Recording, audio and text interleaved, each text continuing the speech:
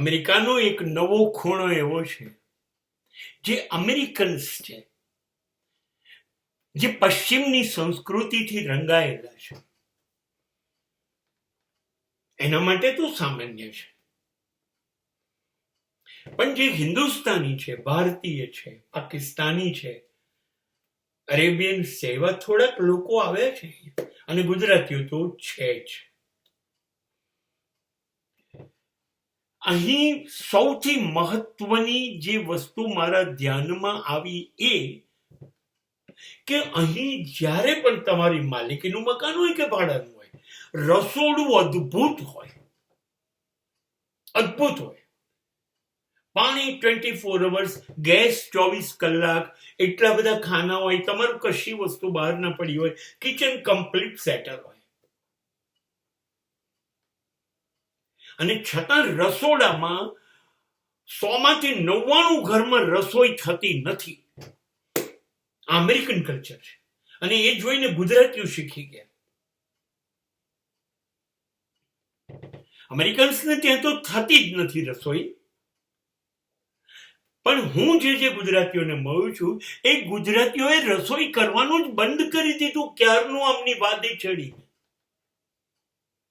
અહીંયા કોઈ રાંધતું નથી. હા, રસોઈ કરવી હોય ને તો અમદાવાદની જેમ જ બધું જ મળે છે. તમારે જે કઠોળ જોઈએ કઠોળ, જે દાળ જોઈએ દાળ, અનાજ જોઈએ અનાજ, શાક જોઈએ શાક, ફ્રૂટ જોઈએ ફ્રૂટ, બધું જ મળે છે. તેલ ઘી બધું. અને અમદાવાદ કરતા 1 લાખ ગણું સારું, ક્વોલિટી શ્રેષ્ઠ, એમાં કોઈ ભેળસેળ નહીં. મળે છે પણ રસોઈ કરવી જ નથી કોઈને. કોઈ રસોઈ નથી કરતું. અને જોવાનું હોય છે ગુજરાતીઓ પણ નથી કરતા. અહીં ઘરે રસોઈ કરવાની જ નહીં એવો નિયમ ચાલે. અહીં કાં તો ઓફિસ થી આવતા હોટલ ઉપર કે કેન્ટીન પર, રેસ્ટોરન્ટ પરથી પડીકું લઈ આવવાનું ઘરે, અને કાં તો ઓફિસમાં બેઠા હોય તો ઓફિસની કેન્ટીનમાંથી મંગાવી લેવાનું. એટલે નોકરી ટાઈમમાં સાંજે પતિ ને પત્ની બંને નોકરી કરતા હોય, કોણ રસોઈ કરે? એટલે સાંજે આપણે ત્યાં શરૂ થઈ ગયું છે એવી રીતે ફોન કરો એટલે 30 મિનિટમાં ખાવાનું ઘરે આપી જાય હોટલો. એટલે અમેરિકામાં રસોઈ કરવાનો રિવાજ નથી, બહારથી મંગાઈને જ ખાવાનું.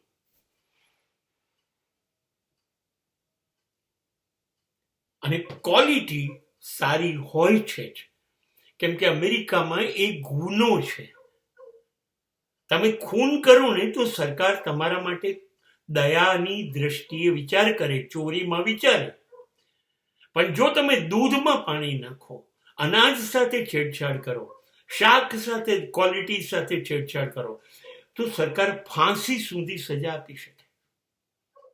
એટલે અહીંની ક્વોલિટી અનાજની બહુ જ સરસ છે.